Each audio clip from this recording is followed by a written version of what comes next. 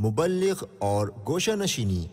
مفتی صاحب کی بارگاہ میں عرض یہ ہے کہ اگر کوئی اسلامی بھائی ہو مبلغ لیکن وہ عجب، ریا اور اخلاص کے دامن کے ہاتھ سے چھوٹ جانے کے خوف سے 5 وقتہ با جماعت کی پابندی اختیار کر کے باقی وقت گوشہ نشینی اور لوگوں کی محافل سے دوری اختیار کر کے زندگی گزارنا شروع کر دے تو کیا اس کا یہ عمل درست ہوگا؟ برائے مہربانی رہنمائی فرمائیں۔ سوال بڑا اچھا ہے ان کا۔ علماء نے لوگوں کی 3 قسمیں بیان کی ہیں۔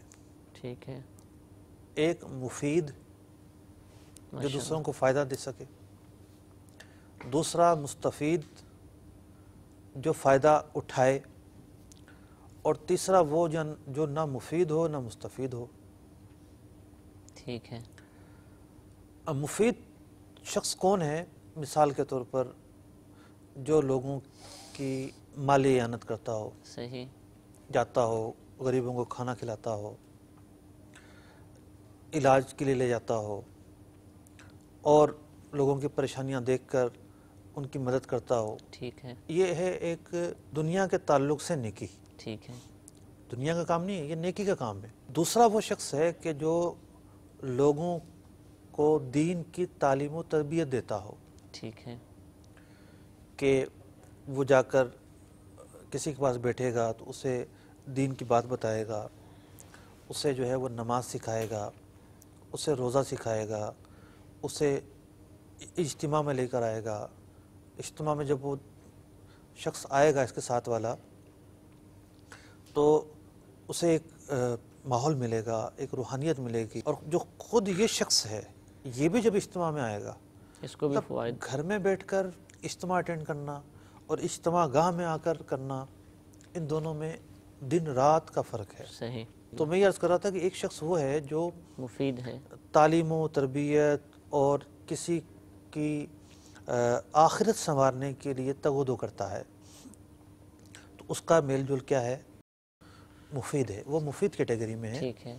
تو اس کے لیے یہی افضل ہے کہ یہ رہن سہن کی خرابیوں سے بچتے ہوئے ٹھیک ہے، اپنے مقاصد کو پورا کرنے کے لیے معاشرت جتنا اختیار کر سکتا ہے کرے۔ لیکن یہ نہ تو ہو سمجھ رہا ہے کہ یہ فائدہ تو پہنچا سکتا ہے لیکن اپنے آپ کو محفوظ نہیں رکھ سکتا، تو اب یہ کیا کرے؟ یعنی ان کا سوال بھی اسی طرح کا ہے۔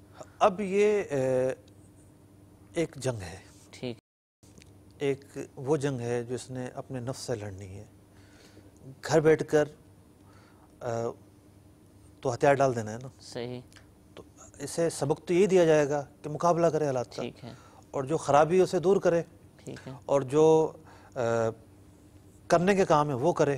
دوسرا شخص ہے جو مستفید ہو رہا ہے۔ ٹھیک ہے، اب مثال کے طور پر ایک تو یہ تھا کہ جو مبلغ سب کو بلاتا ہے اور سکھاتا ہے اور بٹھاتا ہے، دوسرا ہے سیکھنے والا۔ تو سیکھنے والا بھی گھر سے باہر نکلے گا تو سیکھے گا۔ صحیح۔ لیکن یہاں ہم کس نکلنے کی بات کر رہے ہیں کہ جو باہر نکل کر اس نے سیکھنا ہے سیکھنا ہے۔ اور ان فساد سے دور رہنا ہے۔ تیسرا وہ آدمی ہے جو نہ مفید ہے نہ مستفید ہے۔ وہ مفید یا مستفید کا جو درجہ حاصل کرنے کی کوشش کرے، کہا جائے گا اس کو، بالکل یا اسی حالت پہ رہے؟ نہیں، کیوں اسی حالت میں رہے؟ ٹھیک ہے، مطلب کہ قرآن مجید فرقان حمید کی آیات میں تو یہ ارشاد ہوا ہے کہ سبقت کرو نیکی کے کاموں میں، ٹھیک، سبقت کرو جنت کی طرف، تو بالکل کہا جائے گا اسے۔ صلو علی الحبیب صلی اللہ تعالی علی محمد۔ مجھے اپنی اور ساری دنیا کے لوگوں کی اصلاح کی کوشش کرنی ہے۔